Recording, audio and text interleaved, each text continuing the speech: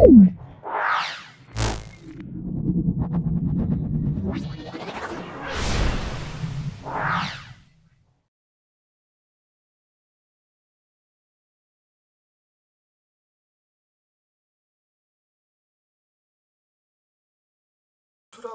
আর্য বিদ্যাপীঠ।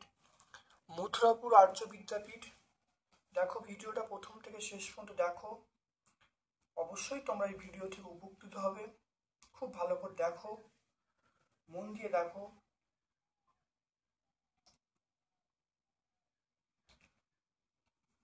প্রথম দেখো বিভাগ কয়ে চলে আসছি। ওজোন স্তরের ঘনত্ব যে এককে মাপা হয় তার নাম ডবসন একক, ডিইউ। বেলুন ফোলানোর সময় কোন রাশিটি পরিবর্তন হয় বলে বয়েল সূত্রে প্রযোজ্য হয় না? এটা আমরা বলবো গ্যাসের ভর, মানে বেলুনটার ভরটা পরিবর্তন হয়। বাষ্প ঘনত্ব যদি 8 হয় তাহলে গ্যাসটি কি হবে? বাষ্প ঘনত্ব যদি 8 হয় তাহলে গ্যাসটা হবে, আমরা বলবো CH4 হবে, অর্থাৎ মিথেন হবে। বাষ্প ঘনত্ব 8 হলে গ্যাসটা হবে মিথেন, CH4। গ্যাসের আয়তন পোষণ গুণাঙ্কের মান কত? 1/273 পার ডিগ্রি সি বা ডিগ্রি সি টু দি পাওয়ার -1। কোনো মাধ্যমে আপেক্ষিক প্রতিসরাঙ্ক নির্ভর করে না। আপেক্ষিক প্রতিসরাঙ্ক নির্ভর করে না, এটা আপাতন কোণের ওপর নির্ভর করে না, বাকিগুলো কিন্তু নির্ভর করে। মাধ্যমের প্রকৃতির ওপরে, আলোর বর্ণের ওপরে, উষ্ণতার ওপর নির্ভর করে। তারপর দেখে নাও বায়ুমণ্ডল ছাড়িয়ে চলে যাওয়া মহাকাশের মহাশূন্যকে কেমন দেখে? এটা আমরা বলবো কালো দেখে। কিলোওয়াট ঘন্টা কোন ভৌত রাশি পরিমাপ করা হয়? এটা হলো তড়িৎ শক্তি। ফিউজ তারের বৈশিষ্ট্য হলো উচ্চ রোধ, নিম্ন গলনাঙ্ক। ক্যান্সার চিকিৎসায় কোনটা ব্যবহার করা হয়? সেটা হলো আমরা বলবো কোবাল্ট ব্যবহার করি। কোবাল্ট ক্যান্সার চিকিৎসা ব্যবহার করা হয়।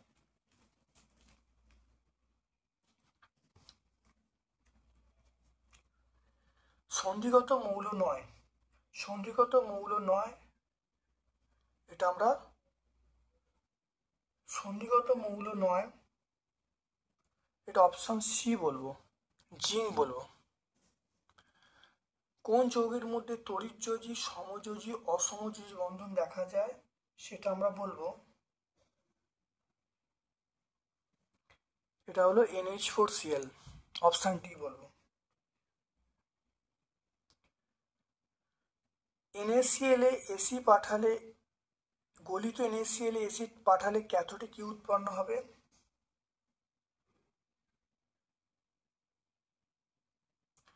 এটা বলবো কারণ এখানে কিছু উৎপন্ন হবে না, কারণ তড়িৎ বিশ্লেষণ পদ্ধতিতে সবসময় ডিসি প্রয়োগ করা হয়, এসি প্রয়োগ করলে কোনো কিছু ঘটবে না। তারপরে দেখো হেবার পদ্ধতিতে অ্যামোনিয়া প্রস্তুতের সময় যে অনুঘটক ব্যবহার করা হয় তার নাম কি? এটা আমরা বলবো সূক্ষ্ম লৌহচূর্ণ বলবো, সূক্ষ্ম লৌহচূর্ণ। তামার আকরিক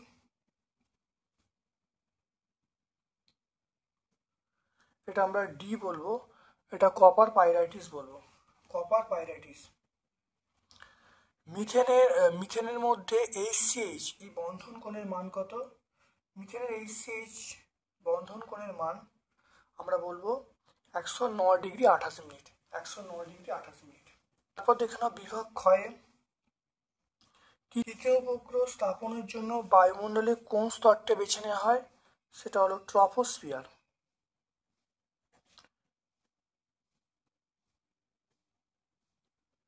ট্রপোস্ফিয়ারকে বেছে নেওয়া হয়, ট্রপোস্ফিয়ার। ফায়ার আইস বলা হয়, আমরা বলবো মিথেন হাইড্রেটকে, বা মিথেন হাইড্রেটকে বলবো ফায়ার আইস বলা হয়। মিথেন হাইড্রেট,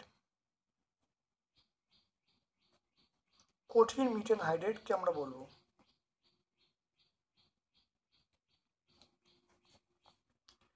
তারপর দেখো এই অথবা প্রশ্ন আছে, দেখো তারপর দেখো বায়োডিজেল তৈরি একটি ব্যবহার, বায়োডিজেল তৈরিটি ব্যবহার লিখতে বলেছে। এটা আমরা বলবো গাড়ির জ্বালানি, গাড়ির জ্বালানিতে আমরা ব্যবহার করব, গাড়ির জ্বালানিতে আমরা ব্যবহার করি। অ্যাভোগাড্রো সূত্রের ধ্রুবকগুলো কি কি? অ্যাভোগাড্রো সূত্রের ধ্রুবকগুলো হলো চাপ, আয়তন, তাপমাত্রা। চাপ, আয়তন, তাপমাত্রা ধ্রুবকগুলো। পিভিপি, এই লেখচিত্রটা কি? এটা আমরা পি অক্ষের সমান্তরাল লেখচিত্রটা এরকম ভাবে আঁকবো, এটা পি, এটা পিভি, তাহলে পি অক্ষের সমান্তরাল কথা লিখবো আমরা। তারপর দেখে নাও তাপ পরিবাহিতাঙ্ক কে হলে তাপীয় রোধাঙ্ক আমরা বলবো 1/k। এক মাধ্যম থেকে অপর মাধ্যমে আলোক রশ্মি প্রবেশ করলে কোন শর্তে চ্যুতি ঘটবে না? চ্যুতি ঘটবে না লম্ব আপাতনের ক্ষেত্রে। এটা উত্তরটা হবে লম্ব আপাতন, লম্ব আপাতন। তারপরে নিচে কোনটা সত্য মিথ্যা বলতে বলেছে? রৈখিক বিবর্তন এককবিহীন, এককবিহীন, এটা হবে এককবিহীন রাশি হবে, এককবিহীন রাশি, রশ্মি নয়, এটা সত্য হবে। এটা আমরা কি বলবো? সত্য বলবো। নিকট বিন্দু থেকে দূর বিন্দু দূরত্বকে ড্যাশ বলে? নিকট বিন্দু থেকে দূর বিন্দু দূরত্বকে আমরা বলবো দৃষ্টি পাল্লা বলে। এটা দৃষ্টি পাল্লা, দৃষ্টি পাল্লা বলে। অহমীয় পরিবাহী, অহমীয় পরিবাহী আমরা বলবো সিলিকন বলবো, অহমীয় পরিবাহী আমরা সিলিকন বলবো। কোন বাল্বে পারদজনিত দূষণ ঘটে? এটা হলো পারদজনিত দূষণ ঘটে আমরা বলবো সিএফএল, সিএফএল এ পারদজনিত দূষণ ঘটে।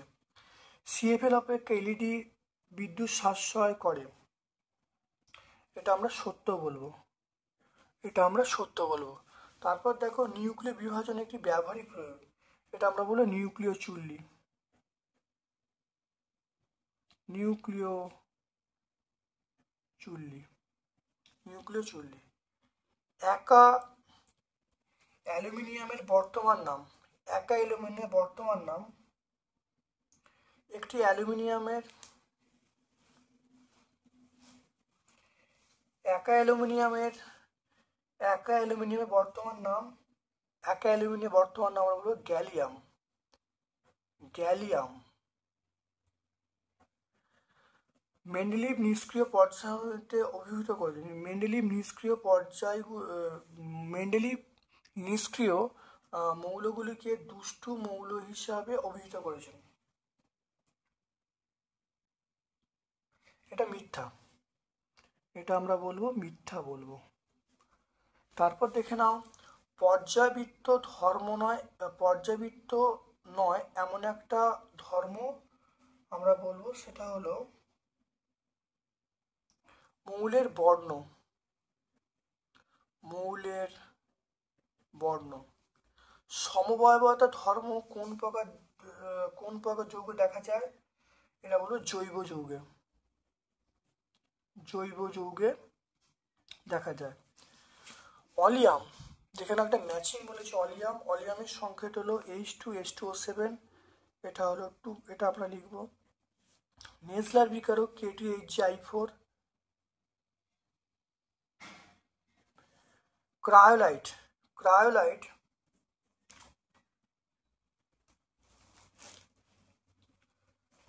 ক্রায়োলাইট, ক্রায়োলাইট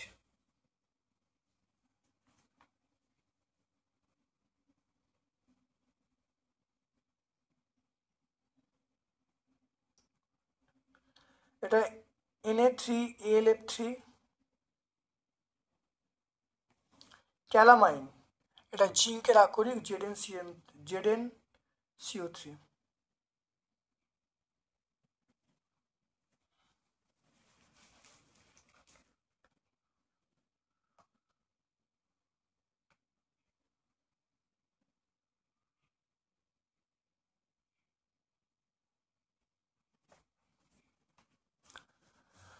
তামার, দেখো তামার বিশুদ্ধীকরণে অ্যানোড হিসাবে ব্যবহার করা হয়, তামার বিশুদ্ধীকরণে অ্যানোড হিসাবে ব্যবহার করা হয় অবিশুদ্ধ তামা, এটা হলো অবিশুদ্ধ তামা। অবিশুদ্ধ তামাকে আমরা ব্যবহার করি। তারপর দেখো অ্যানোড মাডে পাওয়া যায় দুটো ধাতু পিটি এবং সোনা। পিটি মানে প্ল্যাটিনাম এবং সোনা। সত্য মিথ্যা লিখতে বলছি।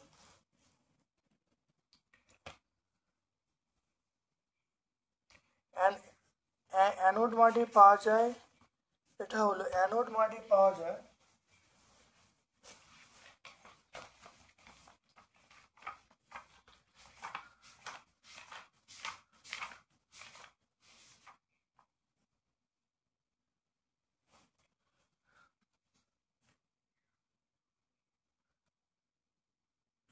দেখো অ্যানোড মাডে পাওয়া যায়, দেখো এজি এইউপিটি, এটা দেখো সেগুলো পাওয়া যাচ্ছে। তাহলে অ্যানোড মাডে এটা পাওয়া যায়, এটা পাওয়া যায় না। দেখো অ্যানোড মাডে পাওয়া যায় না, দুটো ধাতুর নাম এটা, এগুলো পাওয়া যায়, তাহলে এটা মিথ্যা বলবো। তারপর দেখো সরলতম অ্যালকাইন। সরলতম অ্যালকাইন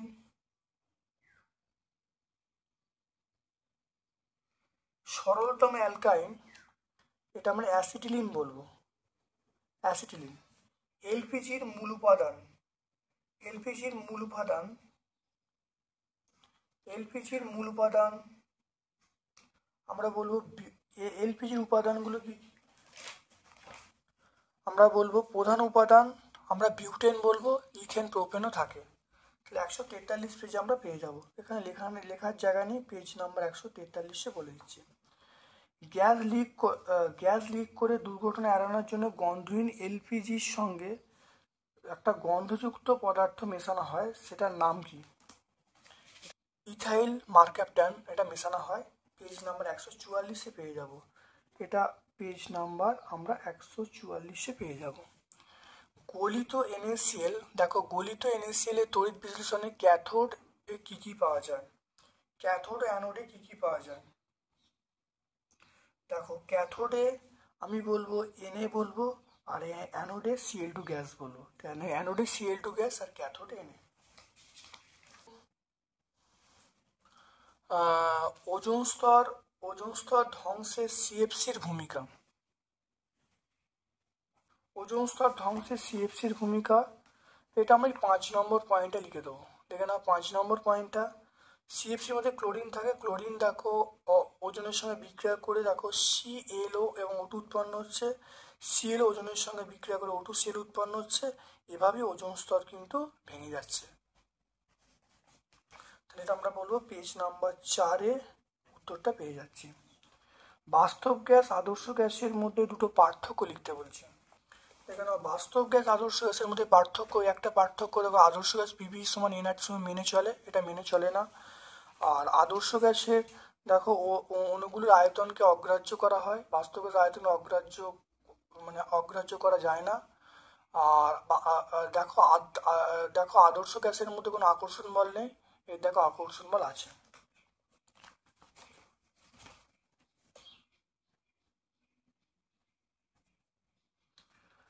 তারপর দেখো গ্যাসের, দেখে নাও গ্যাসের গতীয় তথ্যের শিকার যে দুটি ত্রুটির সাপেক্ষে বিচ্যুতির যে কারণগুলো, দেখে নাও বিচ্যুতির কারণ।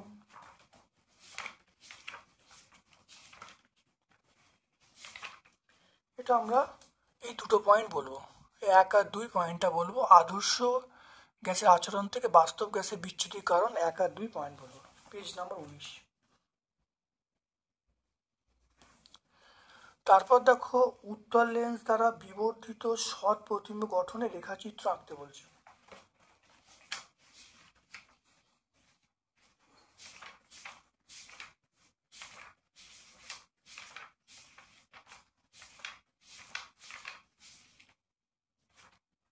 দেখে নাও, আমরা এই রেখাচিত্রটা আঙুলি হবে দেখে নাও, এটা এঁকে দেবো। এই রেখাচিত্রটা মানে ফোকাসের বাইরে বস্তু আছে, তার জন্য বিবর্ধিত প্রতিবিম্ব তৈরি হচ্ছে। এটা পেজ নাম্বার 50-এ আমরা পেয়ে যাব। দিনের বেলা আকাশকে নীল দেখায় কেন? আকাশকে নীল দেখায় কেন, এর উত্তরটা দেখো আমরা পেয়ে যাব পেজ নাম্বার 58। দেখো পেয়ে যাব পেজ নাম্বার 58।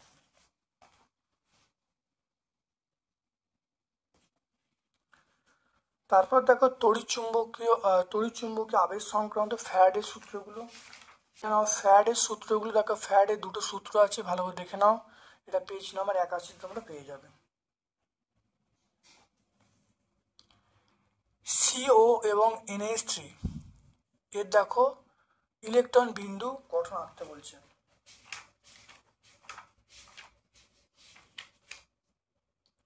CO এটা পেজ নাম্বার দেখো তোমরা 106 পেজ দেখো পেয়ে যাবে 106 পেজে।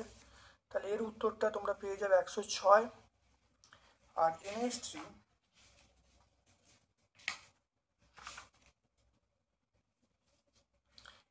দেখো 108, এটা NH3।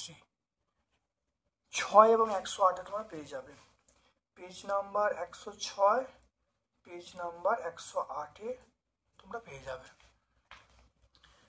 তারপর দেখো NaCl এর গলনাঙ্ক গ্লুকোজের তুলনায় অনেক বেশি হয় কেন?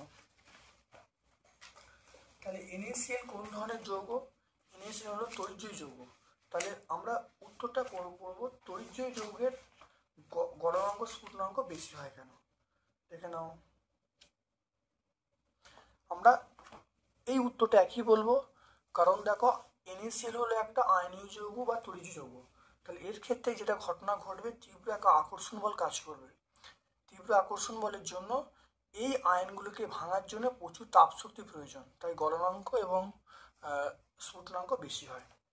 এটা পেজ নাম্বার 320 আমরা পেয়ে যাবো সহায়িকায়, কিন্তু এটা সহায়িকায় আমরা 320-তে পাবো 320। তড়িৎ পরিবাহিতা দাব্যতার ভিত্তিতে আয়নীয় যৌগ সমযৌগের পার্থক্য লিখতে বলছি।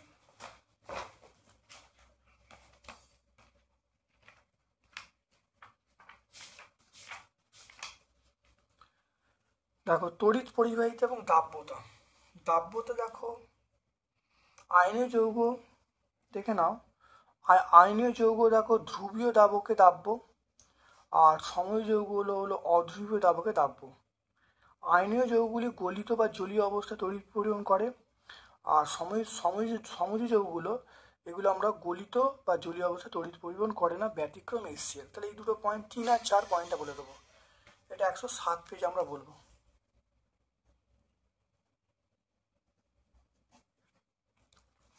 স্পর্শ পদ্ধতিতে SO3 কে সরাসরি জলে দ্রবীভূত করা হয় না কেন?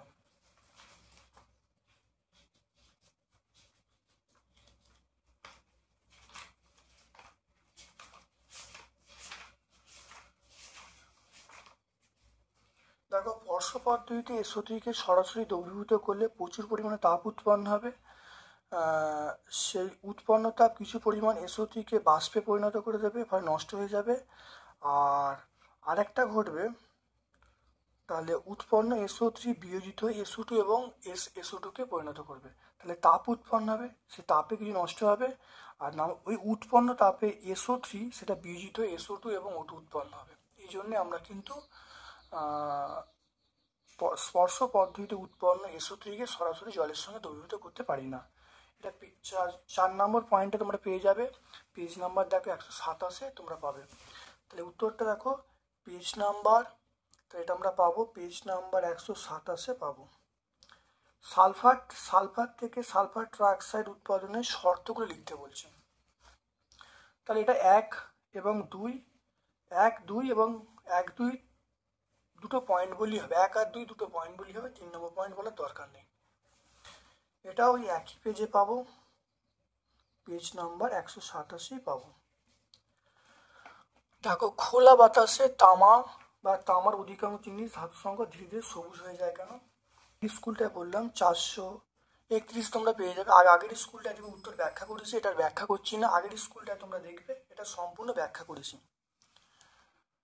তারপর দেখো C2H6O এর বলছে দুটো সমবায়ব গঠন লিখতে বলছে। এখানে C2H6O এর দেখো দুটো গঠন দেখো, একটা হলো ইথাইল অ্যালকোহল আর এটা হলো ডাইমিথাইল ইথার। দেখে নাও এই দুটো গঠন আমরা লিখে দেবো। এটা পেজ নাম্বার 140 পাবো, পেজ নাম্বার 140। ইথিলিনের সাথে ব্রোমিন জলের বিক্রিয়ার সমীকরণ লিখতে বলেছেন। ব্রোমিন জলের বিক্রিয়া, এই ভাষাটা প্রথম বলে দেবো, এইখানটা বলে দেবো, বলে বিক্রিয়াটা লিখবো, তাহলে বোঝা গেল। তাহলে ইথিলিনের সঙ্গে ব্রোমিন জল এখান থেকে শুরু করব, এই বিক্রিয়াটা পুরো লিখে দেবো। অর্থাৎ 144 145 পেজ আমরা পাবো। Page number 144, page number 145।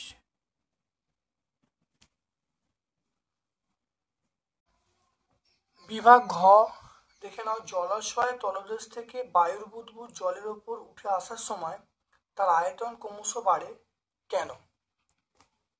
গভীর জলের তলদেশ অপেক্ষা ওপরের চাপ কম, কারণ তরলের মধ্যে তরলের চাপ গভীরতার সমানুপাতিক হয়।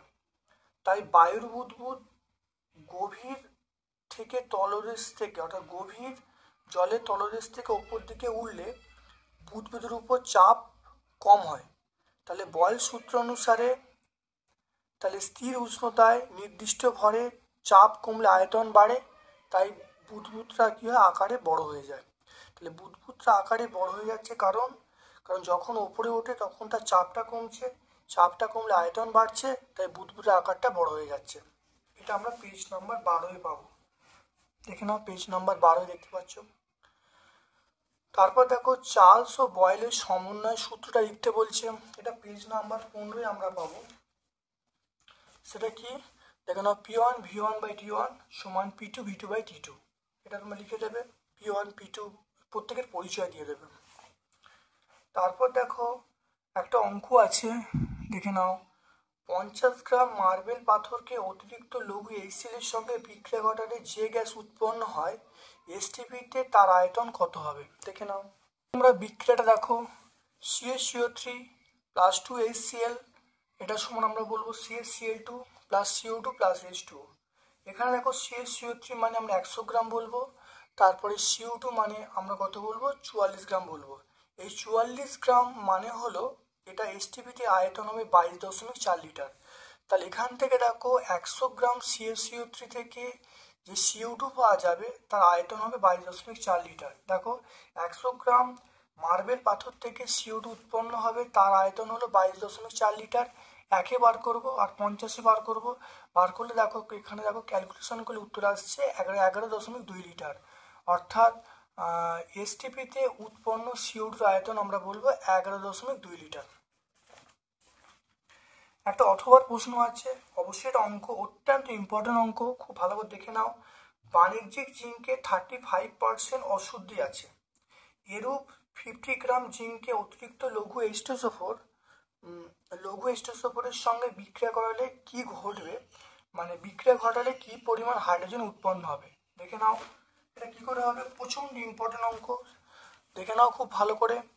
তাহলে অশুদ্ধ জিঙ্কের পরিমাণ 35%, তাহলে বিশুদ্ধ জিঙ্কের পরিমাণ তাহলে 100 - 35 মানে 65%।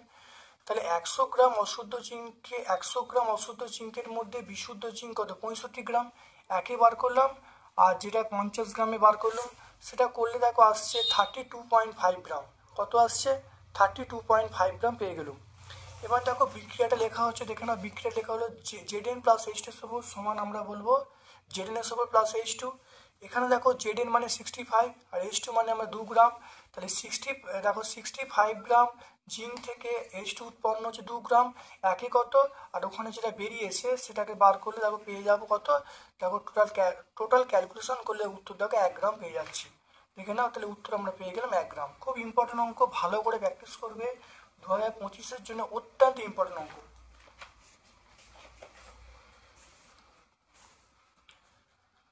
তারপর দেখো 4.3 তাপ পরিবাহিতাঙ্কের সংজ্ঞা দিতে বলছি, এটা পেজ নাম্বার 33-এ অনেকবার হয়েছে, প্রত্যেকটা পেজে আছে, নতুন করে বলছি না। দেখো এর সাথে তাপীয় রোধের সম্পর্ক ওই 33 পেজে আছে।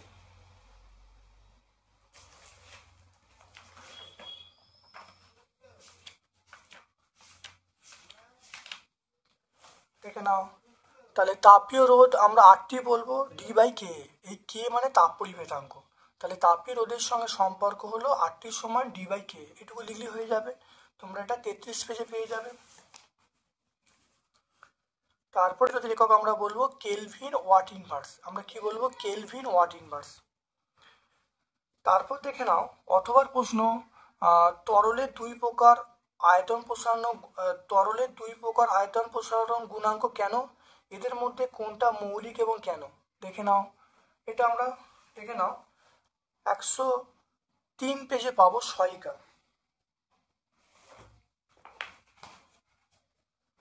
দেখে নাও তরলের দুই প্রকার প্রসারণ গুণাঙ্ক কেন, এখান থেকে দেখে নাও।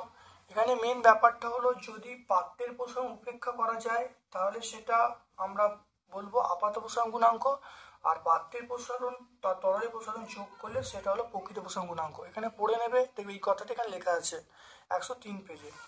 তারপরের প্রশ্নের উত্তর দেখে নাও, পরের প্রশ্নের উত্তর দেখো এখানে পেয়ে যাবে যে প্রকৃত প্রসারণ গুণাঙ্ক হলো আসল ধর্ম, কারণ সেটা প্রকৃত প্রসারণ গুণাঙ্কের মানটা অপরিবর্তিত হয়, কোনো চেঞ্জ হয় না, সেই জন্য প্রকৃত প্রসারণ গুণাঙ্ক হলো মৌলের মানে তরলের প্রকৃত ধর্ম নির্দেশ করে। এটা তোমরা এখানে পেয়ে যাবে দেখবে। তারপরে দেখে নাও আলোর বিচ্ছুরণ কাকে বলে, একটি প্রাকৃতিক উদাহরণ দিতে বলছে। এটা আমরা পেজ নাম্বার 55 পেয়ে যাব। 55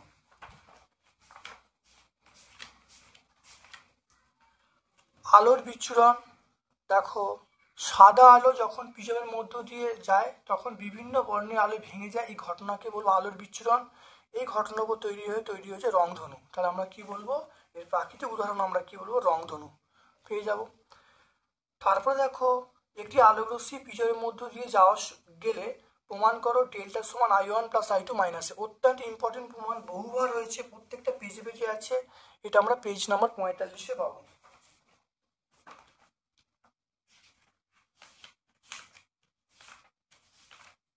পেজ নাম্বার 45 আমরা এই প্রমাণটা দেখো পাবো। দেখে নাও ছবিটা আঁকবো, এখান থেকে শুরু করব, এই শেষ করে দেবো। তারপর চলে এসো দেখো রেখা 4.5 রেখাচিত্রের সাহায্যে চোখের দীর্ঘ দৃষ্টি ত্রুটি ব্যাখ্যা করতে বলছে, ত্রুটির প্রতিকার করতে বলছে। পেজ নাম্বার 54 দেখো দীর্ঘ দৃষ্টি আমরা এই ছবিটা আঁকবো, কাকে বলে করব, প্রতিকার বলতে আমরা উত্তল লেন্স যুক্ত চশমা ব্যবহার করব। দেখে নাও এটা, তাহলে পেজ নাম্বার 54 আমরা পেয়ে যাব। তারপর দেখো আরেকটা অঙ্ক আছে, দেখো তিনটি রোধের, দেখে নাও তিনটি রোধের অনুপাত 2:3:5, এদের মধ্যে সর্বাপেক্ষা কম মানের রোধটি হলো 30 ওহম। তাহলে শ্রেণী সমবায় সমান্তর যুক্ত করলে তুল্য রোধ কত হবে বার করতে বলছে। দেখে নাও ধরলাম তিনটি রোধ, একটা 2R, একটা 3R, একটা 5R। তাহলে 2R সমান 30, তাহলে R সমান 15। তাহলে তিনটি রোধ দেখো পেয়ে গেলাম। এখানে দেখো 2 × 15, 3 × 15, 5 × 15 করলে দেখো কত আসছে 30, 45, 75 ওহম। তাহলে শ্রেণী সমবায় তুল্য রোধ কত হবে 30 ohm plus 45 ohm plus 75 ohm যোগ করলে 150 ওহম। এই উত্তরটা পেয়ে গেলাম। তাহলে শ্রেণী সমবায় তুল্য রোধ পেয়ে গেলাম 150 ওহম। সমান্তর সমবায় তুল্য রোধের সূত্র কি, আমরা জানি 1/Rp সমান 1/R1 plus 1/R2 plus 1/R3। এবার দেখো প্রত্যেকের মান দেখো বসাচ্ছি। তাহলে 1/R1, তাহলে R1 এর মান 1/30, R2 মান 45, R3 মান আমরা কত বলবো 75। মান বসালো 30, 75, 45, 30, 45, 75 লসাগু করে 450। দেখো লসাগু করে আমরা পাচ্ছি 31/450। তাহলে আরপির মান পেয়ে গেলাম 450/31, উল্টে যাবে। তাহলে এখানে 1/Rp সমান পেয়ে গেলাম 31/450। তাহলে আরপির মান 450/31, তাহলে এটা ভাগ করলে আসবে 14.52 ওহম। তাহলে সমান্তর সমবায় যে রোধটার মানটা হলো 14.52 ওহম। তারপরে দেখেন একটা অথবার অঙ্ক আছে, একটি অফিসে 5টি 60 ওয়াটের বাল্ব, 4টি 100 ওয়াটের বাল্ব, 5টি 40 ওয়াটের পাখা আছে। বাল্ব এবং পাখাগুলি দৈনিক 4 ঘন্টা করে চলে, প্রতি ইউনিট যদি 6 টাকা করে হয় মাসিক খরচ কত হবে। দেখে নাও 60 ওয়াটের বাল্ব 5টা আছে, তাহলে 60 × 5। তারপর দেখো 100 ওয়াটের, দেখে নাও 100 ওয়াটের বাল্ব 4টে আছে, তাহলে এটা 100 × 4 করা হলো। 40 ওয়াটের পাখা কটা আছে? 5টা আছে, গুণ করা হলো। প্রতিদিন কতক্ষণে করে চলছে? 4 ঘন্টা, তাহলে 4 দিয়ে এগুলো টোটাল 4 দিয়ে গুণ করা হচ্ছে। 4টা আমি কমন নিয়ে নিয়েছি। এবারে 30 দিয়ে গুণ করার কারণ হলো এটা মাসিক খরচা বার করে, তাহলে 30 দিয়ে, তাহলে দৈনিক, আমি দৈনিক বলি দৈনিক, তাহলে দৈনিক, তাহলে এটা হলো এইটা প্রতিদিনে এটা হচ্ছে, তাহলে 30 দিয়ে গুণ করলে তাহলে কত পাবো? 30 দিয়ে গুণ করে মাসে হয়ে গেল। আর বাই হাজার, এটা সূত্রটা মনে রাখবে, ওয়াট ঘন্টা বাই হাজার, টোটাল ওয়াট ঘন্টা বাই হাজার সূত্রটা। আর এটা হলো কিলোওয়াট আওয়ার এককটা লিখবো। তাহলে এখানেও ক্যালকুলেশন করলে দেখো যেটা পাবো, দেখো টোটাল ক্যালকুলেশন করা আছে 108 কিলোওয়াট। 108 কিলোওয়াট পেয়ে গেলাম। এবারে প্রতি ইউনিটের খরচা বলছে যে 6 টাকা, তাহলে 108 × 6 করলে 648 পেয়ে যাবো। মনে রাখবে কিলোওয়াট আওয়ার মানে বিওটি, এটা মনে রাখবে, খুব ইম্পর্টেন্ট অঙ্ক। এরকম অঙ্ক কিন্তু এবছরে মাধ্যমিক পরীক্ষা আসবে, 2025-এ মাধ্যমিক পরীক্ষার জন্য অত্যন্ত ইম্পর্টেন্ট। 4.7 দেখো, বার্লোচক্র কোন নীতিতে কাজ করে? বার্লোচক্র কোন নীতিতে কাজ করে? এটা আমরা পেজ নাম্বার 78-এ পাবো।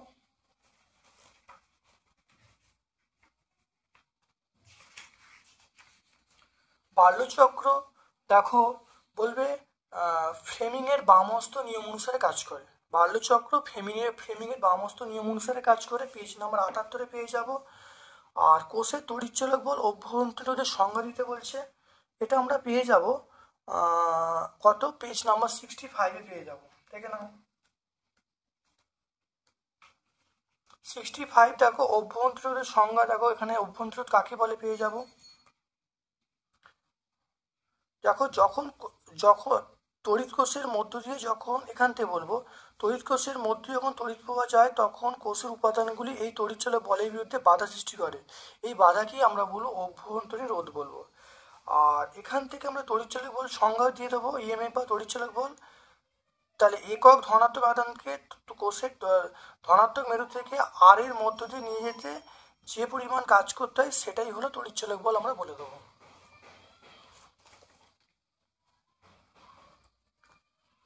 তারপরে দেখো, হ্যাঁ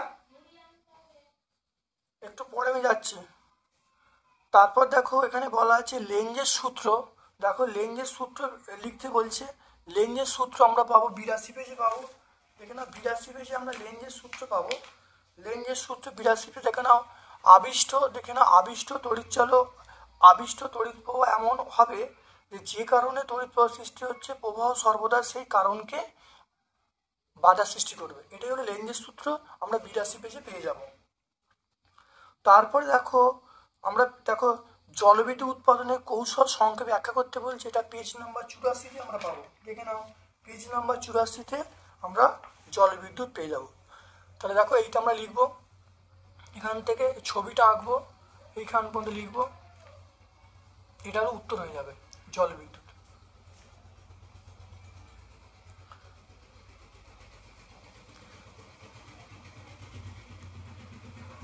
তারপর দেখে নাও নিউক্লিয় বন্ধন শক্তি কাকে বলে, ভর ত্রুটি কাকে বলে? এটা আমরা 91 পেজে পাবো।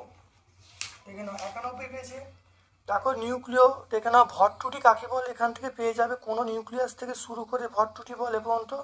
আর বন্ধন শক্তি বলতে কোনো থেকে শুরু করে বন্ধন শক্তি বলে পর্যন্ত, এটা পেয়ে যাব। তারপর দেখে নাও যে এই মৌল থেকে যদি আলফা কণা বেরিয়ে যায়, যে মৌল সৃষ্টি হবে তার ভর সংখ্যা কী হবে? তাহলে ভর সংখ্যা 4 কমে যাবে। 4 কমে গেলে ভর সংখ্যা তাহলে হবে 235, থেকে 4 বাদ দিলে কত বলবো? 231 হবে। 231 হবে। আর এটা হলো ভর সংখ্যা। আর পরমাণু ক্রমাঙ্ক কত হবে? পরমাণু ক্রমাঙ্ক 2 কমে যাবে, তাহলে পরমাণু ক্রমাঙ্ক 90 হবে। তাহলে পরমাণু ক্রমাঙ্ক 90 আর ভর সংখ্যা কত বলবো? 231 হবে। এরপর দেখো 4.9, দেখো তড়িৎ ঋণাত্মকতা কাকে বলে? এটা পেজ নাম্বার 102 আমরা পেয়ে যাব। একবার দেখে নাও 102-এ। দেখে নাও তড়িৎ ঋণাত্মকতা কাকে বলে। দেখে নাও অন্য কোনো মৌলের পরমাণুর সঙ্গে সমযোজী বন্ধনে আবদ্ধ থাকা অবস্থায় বন্ধন সৃষ্টি ইলেকট্রন জোড়কে কোনো মৌলের নিজের দিকে আকর্ষণ করার ক্ষমতাকে আমরা বলবো তড়িৎ ঋণাত্মকতা, এটা বলবো। তারপর দেখো 17 নম্বর শ্রেণীর তড়িৎ ঋণাত্মকতা ক্রম লিখতে বলছে, এটা পেজ নাম্বার 99-এ আমরা পাবো।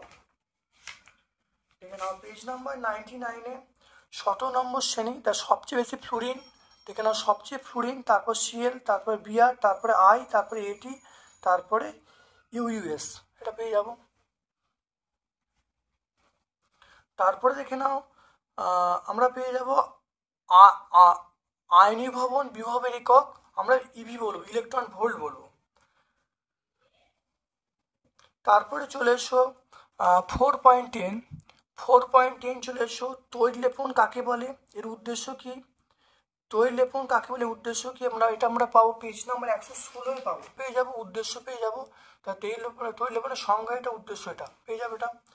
এরপরে দেখো বলা আছে লোহার ওপরে নিকেলের প্রলেপ দিতে হলে ক্যাথোড তড়িৎ বিশ্লেষ্য হিসাবে কি ব্যবহার করবে, এবং অ্যানোড। মনে রাখবে লোহাটাকে আমরা বলবো ক্যাথোড, বিশুদ্ধ নিকেলটাকে বলবো অ্যানোড, আর তড়িৎ বিশ্লেষ্য হিসাবে আমরা ব্যবহার করবো নিকেল সালফেট। তাই লোহাটাকে আমরা বলবো ক্যাথোড, নিকেলটাকে বলবো অ্যানোড, আর তড়িৎ বিশ্লেষ্য হিসাবে আমরা ব্যবহার করবো নিকেল সালফেট ব্যবহার করব।